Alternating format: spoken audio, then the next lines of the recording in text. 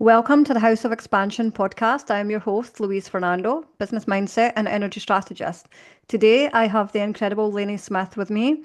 Lanie is actually a mentor of mine, and I have just been through her Creative Alchemy program, which was incredible for me to see someone see me in my blind spots and uncover some of the layers and patterns that were playing out for me.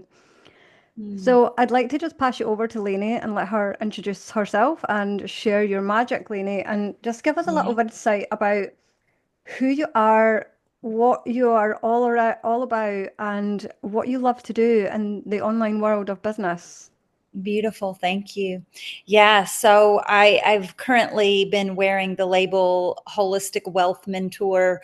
The labels and the words and the language can all kind of shift and change. I'm also an artist at heart, and I've been both a mentor and an artist for 20 plus years. So I've played around with lots of different titles, and that's where we're currently hanging out, is the Holistic Wealth Mentor.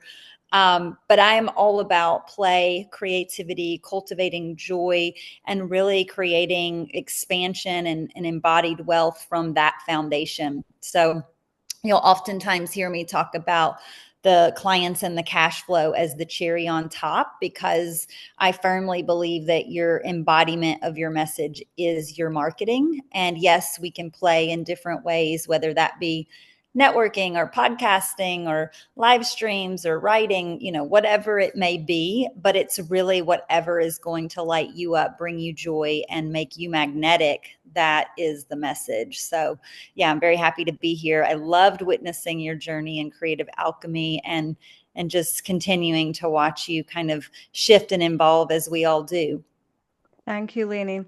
I want to come back to the first thing you mentioned was about the holistic business mentor and how the labels and we can shift between these categories of labels and how we define what it is that we do. Tell me more about that, where you see in the industry people sticking or Mm, getting stuck by defining what they do. But when it's some of it's really intangible, the results and the yeah. expansions and all of these things. I'd like to dive deep on that. Yeah, for sure. And I think it's really it's actually a beautiful tie-in to this podcast, because you talked about it being real, raw, unscripted, unedited, Hmm. and kind of a salute to the perfectionism. And by salute, I mean kind of the middle finger, where we're not, over polishing, and we're just diving in that way. I feel like the labels and the titles they're kind of secondary, if you will, Yeah. to what it is that you're actually living, learning, and loving. And when that is, and because of that, it can be very challenging for someone who maybe lives in a more logical land.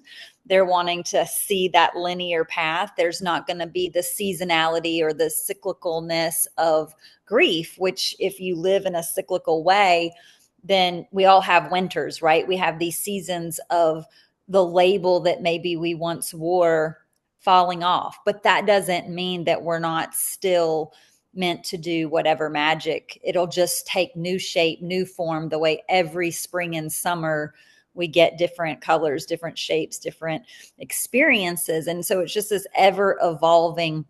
A lot of times I hear in the industry people talking about becoming, and that is kind of a buzzword, and it's beautiful. And of course, anything that becomes mainstream starts to get diluted and watered down. And so, in a sense, I used to feel it was a becoming, kind of like a coming home to yourself. But there's no end to that, right? It's not like we have a final season. The seasons are infinite and spiral.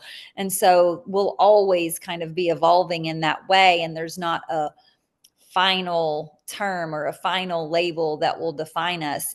To give a really practical example, because I know this is kind of mystical and etheric, but it's like I was an art therapist for a long time. Well, when that started shifting, it wasn't that I didn't still love the art of transformation or guiding and supporting clients. It's just that that label started to feel like an old sweater. It just didn't fit anymore. But it didn't necessarily mean that I wasn't still using some of those skills or, delivering in some familiar ways. But it was just a part of me wanted to expand. So then it was going to be bigger than that role that I had been in. And almost like an unbecoming, isn't it? Like an Mm. unbecoming rather than a becoming, where we unbecome everything, all the labels, all the Velcro that's attached to us as we evolve. And it's interesting the way you spoke about the art therapy there, because I imagine when you're ingrained and embodied in your work as an art therapist, there's no other realm but that is almost part of you. So I'd love to hear how you shifted from art therapist into coming into the online, and how Mhm. what that looked like, one, for your ego, and two, Mhm. what was your soul saying? Yeah. My soul and my ego were very collaborative at that time. Uh, so, in that way, there was less ego death because it really did feel like a extreme expansion, almost Mhm. like I was born for this, and the art therapist was just a stepping stone. And so I would say that there's more ego death in some of the more recent seasons that I've been in, because that transition that we just talked about was actually this, like, I have the image of a frog like leaping and jumping, and it was just like pure bliss of getting to jump into a bigger pond, so to speak. And that was kind of the way life was a lot of the times, from even going from like someone who was a marketing rep before I ever entered into the art therapy world. It was like, ooh, like this is truer, this is truer, this is truer. And it was just all very organic and intuitive. And so, just a little context for that and for the listeners, I went from art therapist to art therapy supervisor pretty quick.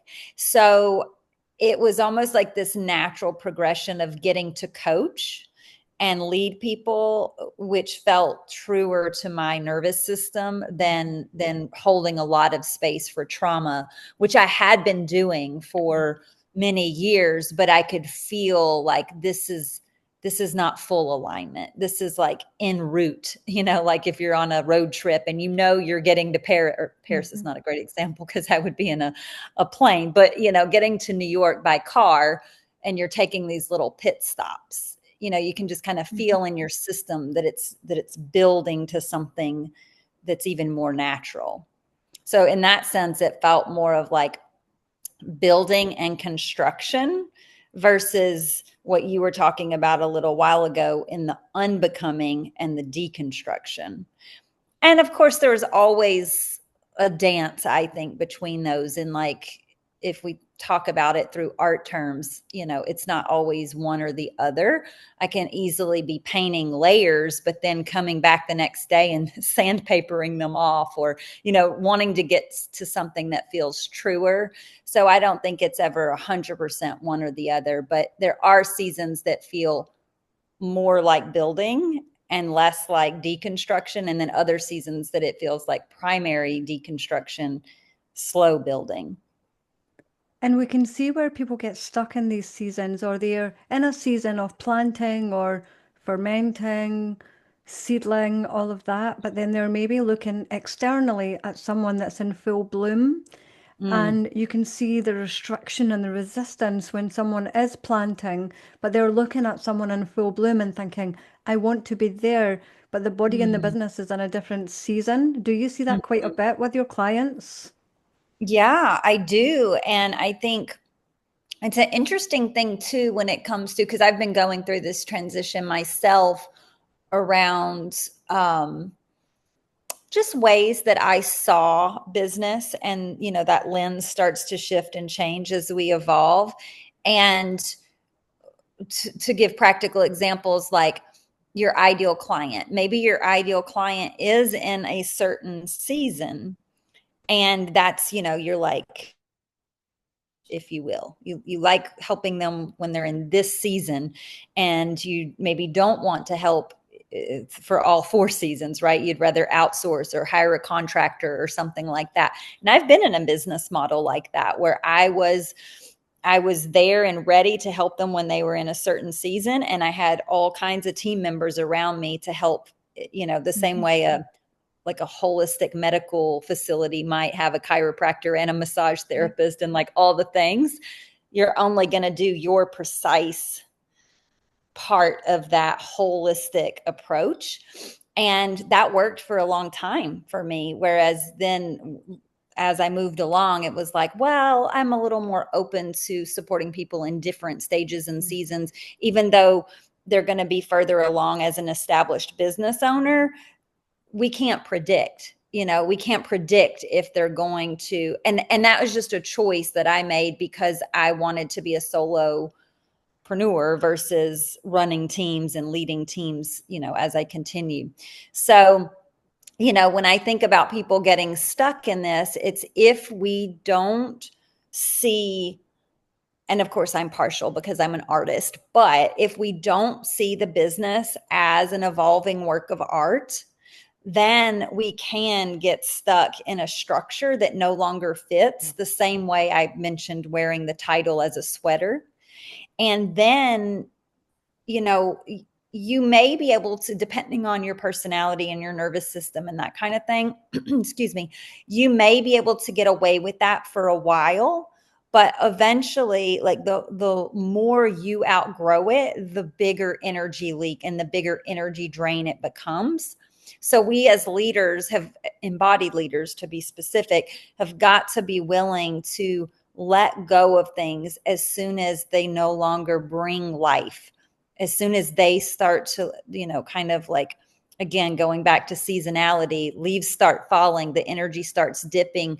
And that's why I've always kind of unknowingly at times led with energy. And then when I became more conscious of it, I was like, wholeheartedly teaching clients to lead with energy, because when it's dead, it's dead. And then you're going to be pushing a boulder uphill, and that's not good for anybody. No, and we see this a lot where they probably know deep, deep inside of their hearts and their souls that they're no longer aligned to something, aligned to a service, aligned to a typical type of client, aligned to the way that they've been running their business. But it's almost like the ego wants to come in and say, no, this is the way. But their soul is trying to tell them another way to go. And this is Mm-hmm. where it gets all entangled and it gets a little bit messy, because if it's worked for someone before, and I always like to use this expression, it will work until it doesn't. Mm-hmm. And often Mm-hmm. when it doesn't work, it's an invitation for some other way to come in. Yeah. And you can see where people get stuck and the threads of that, where they feel that they just have to push the strategy a little bit more, or they Mm. just have to pile more funnels in, or just Yeah. do more, and they think that that will solve and fix the problem.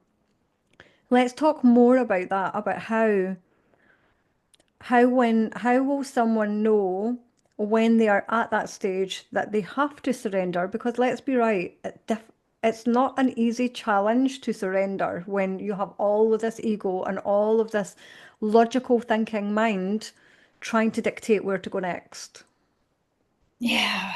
Yeah. It's such a good conversation. And I'm seeing at least 3 threads to it, because um, going back to seasons and cycles, there will be periods where maybe it's not the thing that needs to be shifted, but it's you yourself need to be nourished in a way that allows you to relate to that thing. And by thing, I mean business, landing page, offer, whatever, fill in the blank.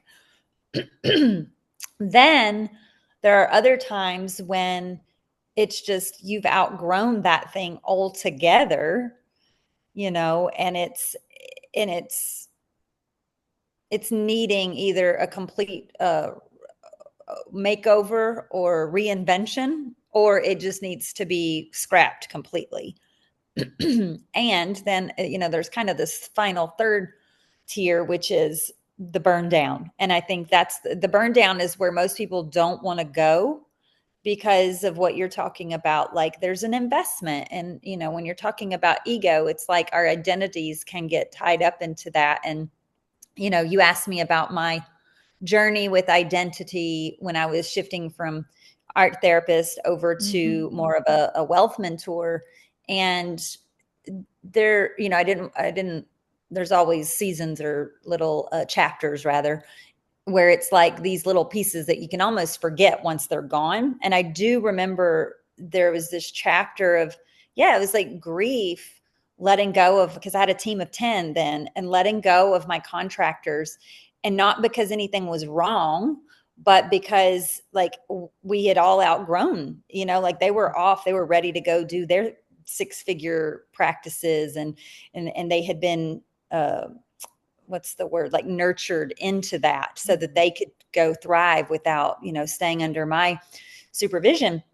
And so the knowing of when that's time to shift you, like nourish and nurture you so that the thing can continue to thrive versus a new thing versus no thing, is very much an inside job. And this is why the embodiment is so clutch. And it's why I honestly don't teach funnels, strategy. I mean, I've been an entrepreneur for almost 15 years. I'm not doing the math very good right now. I think it's 12 and a half.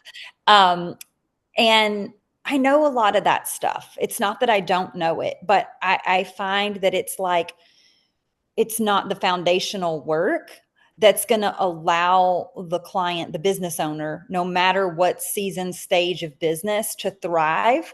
Because you can always, like, especially now that AI is just rampant and like just blowing up, like you can just log on and learn what you need to do strategically in a very short while, if you have that embodied trust and knowing.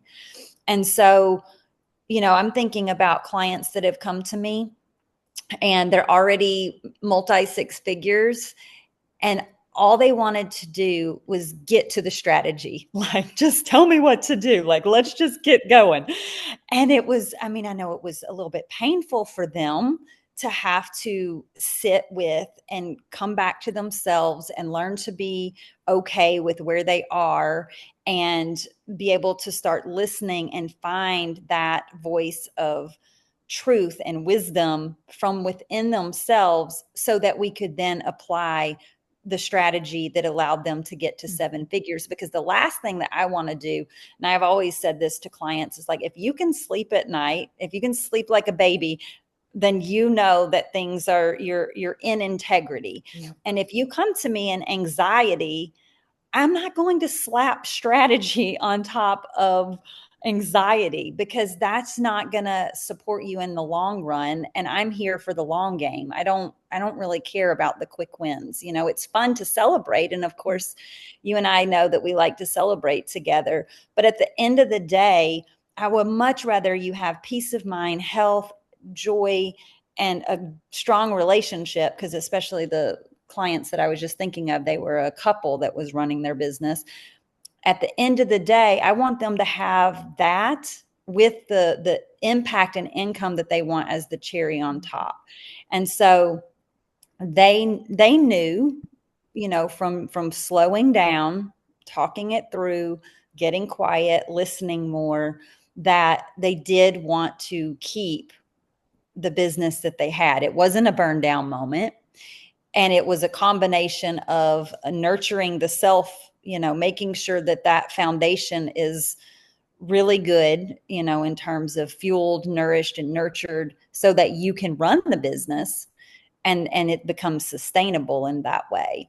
And from there, then you can kind of tweak and refine the pieces and the offers. And that's what I find more often than not, is that it's about nourishing yourself because we live in a productivity culture that's just more and more faster, harder, stronger. And so you want to skip that step. Like most people want to skip that step and chase the success, but that's not holistic wealth. That's not holistic success. And that's a fast path to burnout. And I don't want to be a part of that equation. I don't want No. somebody to look back and remember that I was supporting them to burn out, even though I got them a fast cash injection, you know?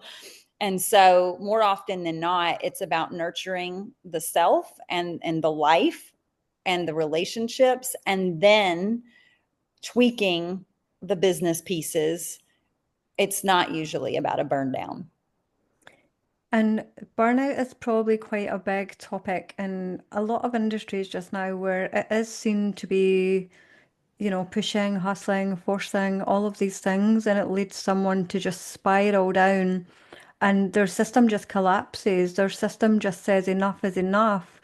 But it's old conditioning and old protective layers that keep them in that moving forward, always hustling, always striving, so that they don't know what it's like without the chaos. They don't know what it feels like. Silence feels like something dangerous when silence is something that could be really nourishing for them. And I'm just thinking when you were talking, excuse me, when you were talking about it is in that silence, isn't it? Where when we're in the now, when we're in that moment, this is where magician energy starts to link in as well, where we can create really magical, unlogical results that you could not strategize. Mm-hmm, Let's mm-hmm, dive a little bit into this because I know that you use magician energy as well, and mm-hmm. um, how you can use the now to fast forward your future and bring it into your present in the most magical way. Yeah.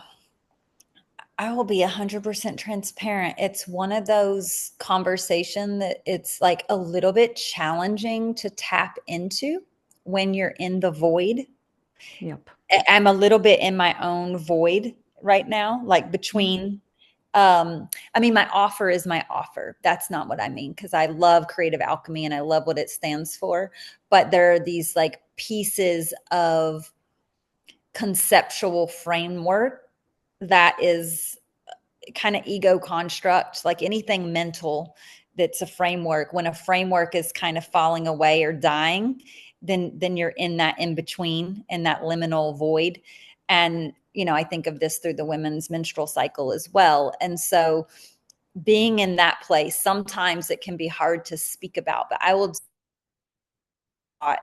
archetypes for a long time. And you've probably heard me refer to the embodied wealth blueprint and the quiz and all of those frameworks that really changed my life in a very big way when I leaned into archetypal. And I don't mean just like grad school, read about it, because that's one thing. And that was always juicy and fun. Like I could just eat that up, But when you start living the archetypes and um, there's all different schools of thought and there's hundreds and hundreds of archetypes. So I really enjoy learning it from a distilled down place, which is the 4 pillars of consciousness. And in the 4 pillars of consciousness, you have the magician saboteur channel, and that's the channel of mind and time. And so when you can unhook from the mind and time, that's what you're pointing to, is that you get into this place of creativity that just allows innovation that you just wouldn't think of on your own. And I tend to think of it as divine mind, versus like human mind, because and Elizabeth Gilbert, if you've ever read Big Magic, she talks about this as well. And it's been a long time since I've read that book, but it comes to mind because there's like infinite ideas coming through all the time. And this has been an edge for me because it's someone who is extremely creative in lots of different ways.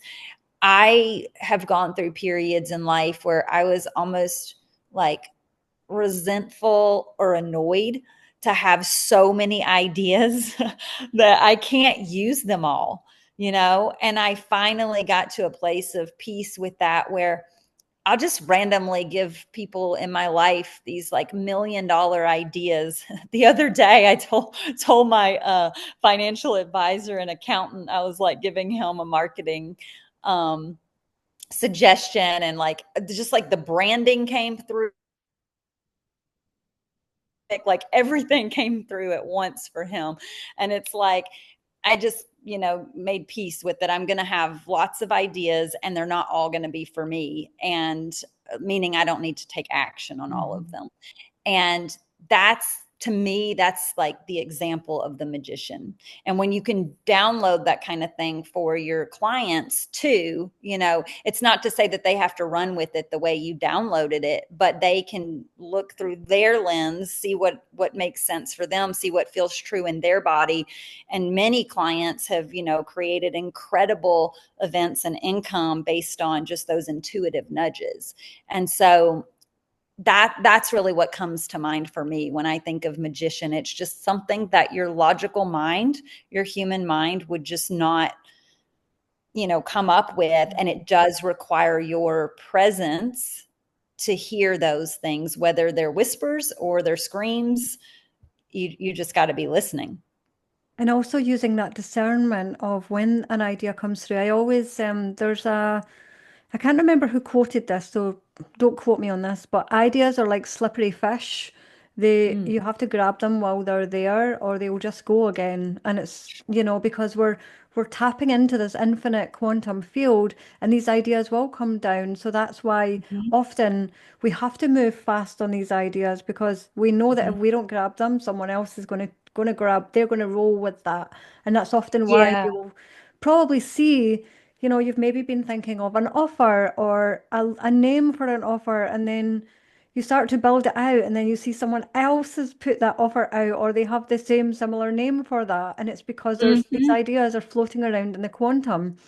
And I guess it's about that discernment, isn't it? So It share with is. And me. there's something that I actually want to add to what you were Yep. saying, because I think it's really important.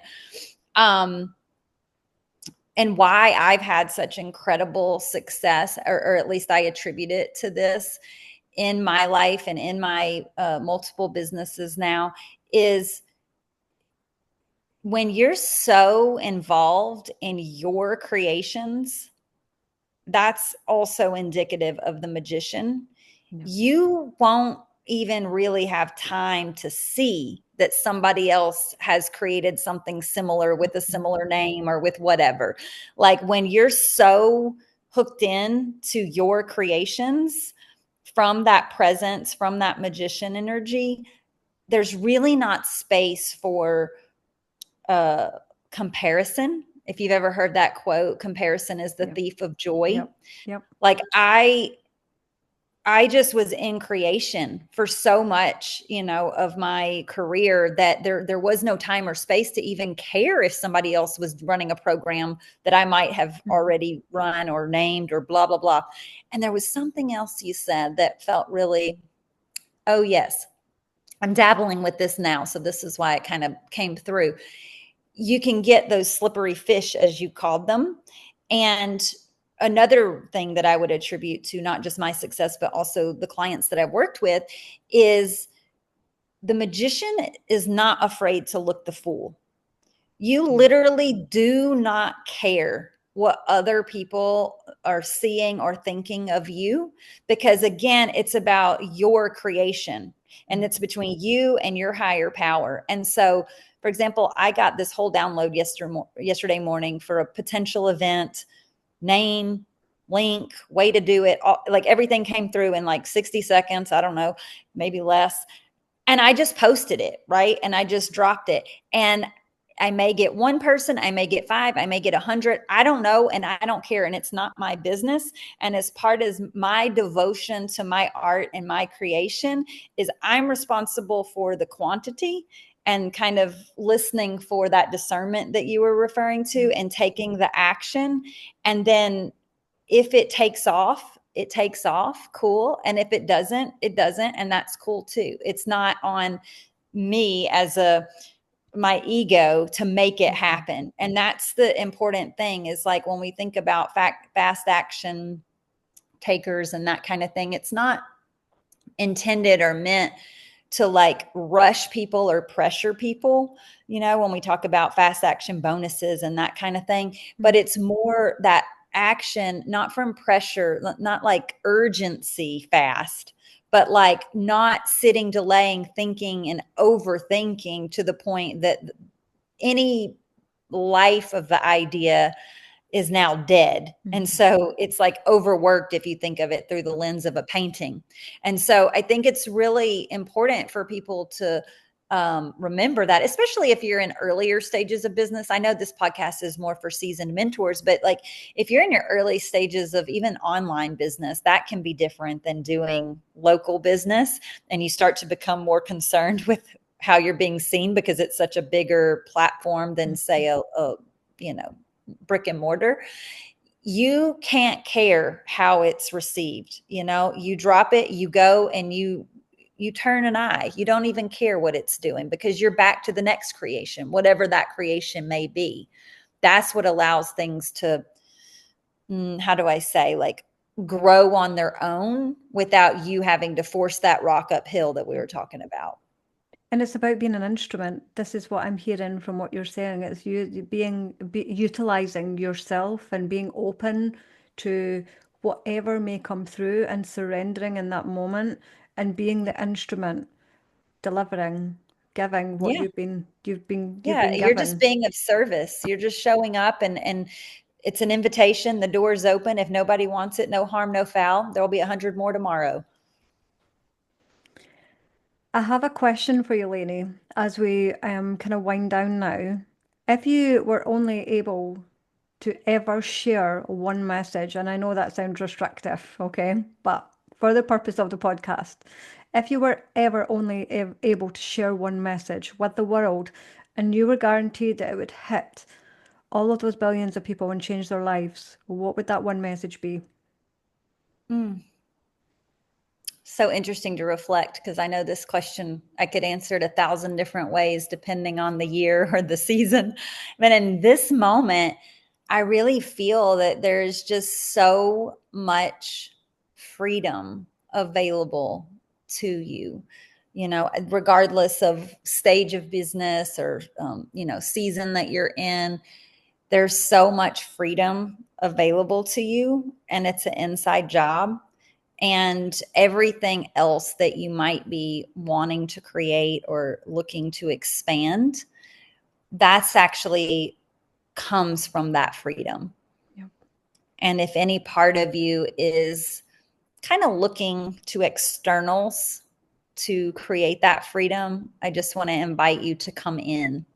And if that's a challenge for you, I know Louise is incredible at supporting clients to find peace there, because that's really what embodied wealth and holistic wealth is.